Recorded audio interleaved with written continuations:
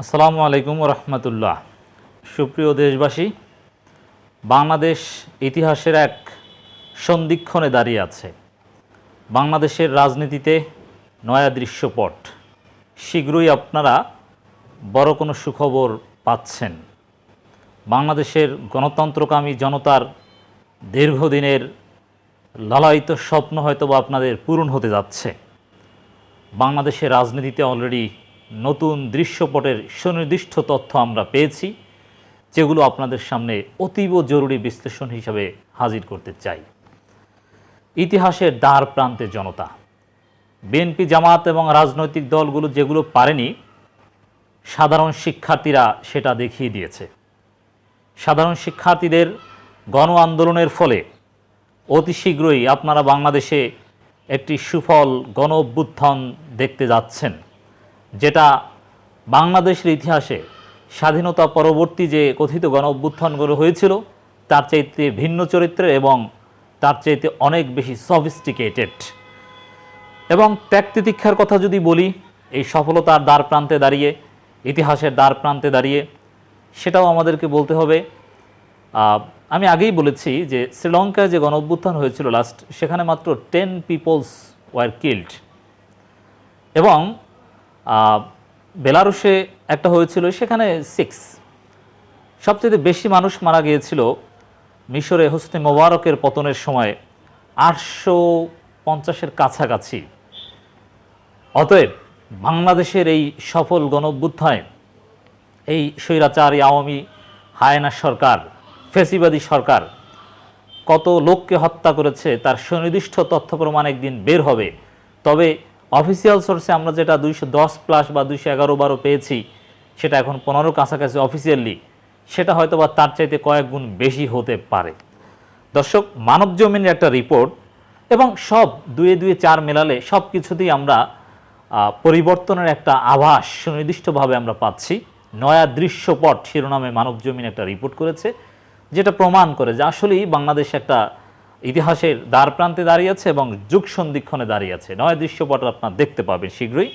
মানবজমিনের report যেটা বলছে, এক নয়া দৃশ্যপট, জনতার ঢেউ বাঁধ ভেঙেছে, আছে হামলা মামলা গুম গ্রেপ্তারে ভয়, কিন্তু কোনো বাধাই থামাতে পারছে না জনস্রোত। বিভিন্ন শ্রেণী পেশার মানুষ করছেন প্রতিবাদ, নেমে এসেছে সড়কে। ছাত্র জনতার হত্যার বিচার চান তারা, চোখে তাদের রুদ্রমূর্তি, ছুটির দিনেও সর্বত্র প্রতিবাদ। এর মানে যে গণজাগরণ বাংলাদেশে শুরু হয়েছে, এটা কোনোভাবেই আর থামানো যাবে না, থামানোর সুযোগ নেই। এই সরকার কার্যত বাংলাদেশে আর ফাংশন করছে না। আওয়ামী লীগ, ছাত্রলীগ বাংলাদেশে কার্যত নিষিদ্ধ। ওরা বলছে জামাত শিবির নিষিদ্ধ না। I want to say that Chhatra League is underground now, এবং ওরা এখন নিষিদ্ধ। জনগণ ওদেরকে নিষিদ্ধ করেছে, ওদের রাজনীতি করার অধিকার থাকতে পারে না। সন্ত্রাস বিরোধী আইনে ওদের বিচার বাংলার মাটিতে একদিন হবে ইনশাল্লাহ। এবং আপনারা জানেন যে ওরা পালাতে শুরু করেছে। ডজনখানেক এমপি মন্ত্রী দেশ ত্যাগ করেছে। আওয়ামী লীগের ভিতরে গুঞ্জন, কারা ভারতে পালাবে, কারা যুক্তরাষ্ট্রে যাবে, কারা থাইল্যান্ডে যাবে, কারা সিঙ্গাপুরে যাবে। যারা অভিজাত, যারা আপনাদের মাথায় বড়ই রেখে খেয়েছে, নুন রেখে বড়ই খেয়েছে, এরা ঠিকই উন্নত দেশে ইউরোপ আমেরিকায় পলিটিক্যাল অ্যাসাইলাম সিক করবে দেখবেন। আর আপনারা যারা বলির পাঠা, যাদেরকে হেলমেট বাহিনী হিসাবে যাদেরকে আপনাদেরকে ব্যবহার করেছে এই স্বৈরাচারী হাসিনা সরকার, এদেরকে ভারতের বস্তিতে থাকা ছাড়া আপনাদের ভাগ্যে আর ভালো কোনো অ্যাসাইলামও জুটবে না। দর্শক, আপনারা জানেন, অলরেডি জেনে গিয়েছেন, এটা নিয়ে তোল পার হয়েছে। এটা সম্পর্কে কিছু কথা বলতে হয়। কর্মকর্তাদের সঙ্গে জরুরি মতবিনিময় সভা সেনাপ্রধানের, এখন জাতির দৃষ্টি সেদিকে। তবে আমরা বলতে চাই, সেনাপ্রধান বা সেনাবাহিনীর উপর পরিপূর্ণ আস্থা রাখার সুযোগ এখন পর্যন্ত তৈরি হয়নি।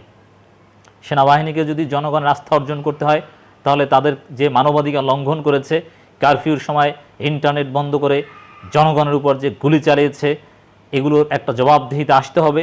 এবং সেনাবাহিনীকে যদি ক্ষমতা নিতে হয়, মানবাধিকার লঙ্ঘনকারী সেনা সদস্যদেরও বিচার করতে হবে। দর্শক, এই জরুরি বৈঠকের তাৎপর্য কী? 2টা ডাইমেনশন এখানে রয়েছে। একটা হচ্ছে, এই সেনাবাহিনী হয়তোবা এই ফ্যাসিবাদী রেজিমকে টিকিয়ে রাখার জন্যে ভারতের পরামর্শে জনগণের উপর ভয়ানক ক্র্যাকডাউন চালাতে পারে, অথবা এই শেখ হাসিনা অবৈধ রেজিমকে ক্ষমতা ছাড়তে বলতে পারে, পদত্যাগ করতে বলতে পারে। এই দুইটা পসিবিলিটি রয়েছে। অতএব বেশি খুশি হওয়ার সুযোগ নেই, কারণ যেই সেনাবাহিনী কিছুদিন আগেও আপনাদের উপর নির্বিচারে গুলি চালিয়েছে, আমার দেশের নাগরিককে হত্যা করেছে, অতএব সেই সেনাবাহিনী ক্ষমতায় আসবে, শেখ হাসিনাকে পদত্যাগ করতে বাধ্য করবে, এটা হলেও তার সেফ এক্সিট দিবে, এই খুনিদেরকে পার পেতে সহায়তা করতে পারে। অতএব আমরা এই বিষয়ে সোচ্চার থাকব। দেশপ্রেমিক সেনাবাহিনী দেশপ্রেমিক হয়েও যদি ক্ষমতা নেয়, তারপরও খুনি অপরাধীরা যেন কোনোভাবে পার পেতে না পারে, পালাতে না পারে, সেদিকে আমাদের খেয়াল রাখতে হবে। একই সাথে সেনাবাহিনীর মাধ্যমে বিটিম বসানো ষড়যন্ত্র, নানান ষড়যন্ত্র তত্ত্ব আসতে পারে। তবে আগামীকালকের মধ্যেই বোঝা যাবে দেশ কোন দিকে যাবে। সেনাবাহিনীর আচার আচরণের উপর নির্ভর করে। তবে স্পষ্টভাবে আমরা জানিয়ে দিতে চাই, দেশ যে গণঅভ্যুত্থানের দিকে যাচ্ছে, এই স্বৈরাচারী হাসিনার সরকার সেনাবাহিনীকে ব্যবহার করেও ক্ষমতায় থাকতে পারবে না। জনগণ সেনাবাহিনীর কারফিউ কিছুই মানবে না। এই সরকারকে ক্ষমতায় রেখে সবার আগে এক দফা, তারপরে সেনাবাহিনী যদি জনগণের পালস বুঝে জনগণের আশা আকাঙ্ক্ষা পূরণ করতে তৎপর থাকে, তাদেরকে জনগণ মেনে নেবে কি নেবে না তখন সেটা সিদ্ধান্ত নেবে, কিন্তু সবার আগে এক দফা। অতএব সেনাবাহিনীর উপর অনেক কিছু নির্ভর করে। জাতি এখন সেনাবাহিনীর দিকে তাকিয়ে আছে, ইটস ট্রু। আর এটা আমরা আগেও বলেছি। আসলে যে দৃশ্যপাট তৈরি হয়েছে, কিছু সাম্প্রতিক খবর আপনাদেরকে বলতে চাই। আলেম ওলামারাও মাঠে নামছে, আমরাও কিছু বলার আছে শিরোনামে, তারা মাঠে নামছে। এবং হিসাব কিন্তু জুলাই মাসের চলছে। 31শে জুলাই, 32 জুলাই, 33 জুলাই, 34 জুলাই, যতদিন পর্যন্ত এই স্বৈরাচার হাসিনা সরকারের পতন না হবে, ততদিন পর্যন্ত 31, 32, 33, 34, 35, 36 জুলাই চলবে। অগাস্ট আসবে না। অগাস্ট আসবে তখন যখন এই ফেসিবাদের পতন হবে। জনগণ কিন্তু এখন 32, 33, 34 জুলাই হিসাব করা শুরু করেছে। দর্শক, এই আলেম ওলামাদের নীরবতা ভেঙে মাঠে নামা, এটাও ইঙ্গিত দেয়। এবং শিল্পী, বুদ্ধিজীবী, বিশ্ববিদ্যালয় শিক্ষক, সাংবাদিক সমাজ সবার মাঠে নামা, সাবেক সেনা অফিসাররা ঘোষণা দিয়েছে, রাজপথে নেমেছে, মিছিল করেছে। এগুলো প্রমাণ করে দৃশ্যপাট পরিবর্তনের সুনির্দিষ্ট গ্রিন সিগন্যাল তারা পেয়েছে। এখন যে যেভাবে পারেন ক্রেডিট নেওয়ার জন্য এই সরকারের বিরুদ্ধে রাজপথে ঝাঁপিয়ে পড়ুন। দর্শক, ছাত্রলীগ, পুলিশ, আওয়ামী লীগ বা এদের অঙ্গ সংগঠন যারা আছে, বিজিবি লীগ, র্যাব লীগ, অমুক তমুক, এরা সবাই মরণ কামড় দিতে পারে। অতএব নির্বিঘ্নে বসে থাকার সুযোগ নেই। চোখ কান খোলা রাখতে হবে।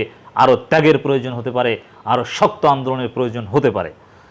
আপনারা জানেন, উত্তরায়, বিভিন্ন জায়গায়, হবিগঞ্জে, সিলেটে, খুলনায় নৃশংসতা চালিয়ে আমার দেশের শ্রমিককে হত্যা করেছে, পুলিশ হত্যা করেছে। এগুলো আওয়ামী লীগের কারসাজি হতে পারে, যে পুলিশ হত্যা করেছে, জামাত শিবির সব ট্যাগ দিয়ে আবারও জনগণের উপর ভয়ানক দমনপীড়ন চালানোর চেষ্টা করতে পারে। দর্শক, আপনারা জানেন, আসলে এখন পয়েন্ট অফ নো রিটার্নে চলে গিয়েছে। অসহযোগ আন্দোলনের ডাক দিয়েছে।